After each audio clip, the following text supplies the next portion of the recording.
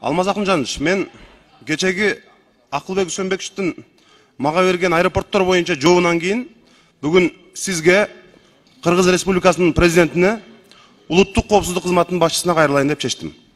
Мындан бир ай мурун дагы мен стратегиялык объектилердин кандай кесепеттерге алып кире турган келишимдер түзүлүп атканын айткам.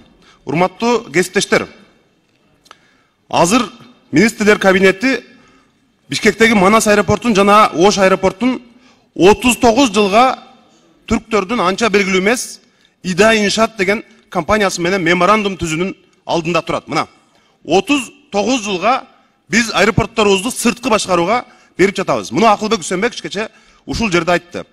Бул абдан туура эмес.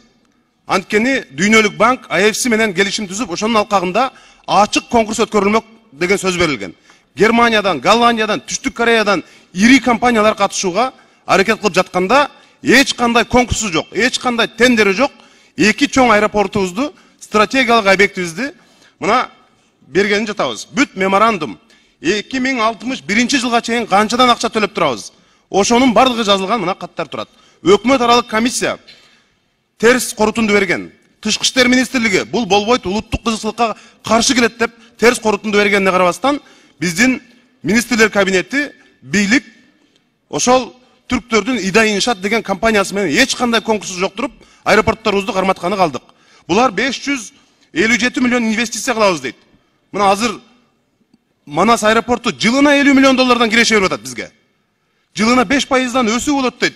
Буну кандай түшүнсө болот? 207 миллион долларды биз жөн эле процент үчүн Түрк банкына төлөгөн табыз. Мына ушул коңгуроону бүгүндөн калбай президентке Камчыбек Ташиевке жеткиришиңизди суранам мен. Өзүм дагы катар кайрылам.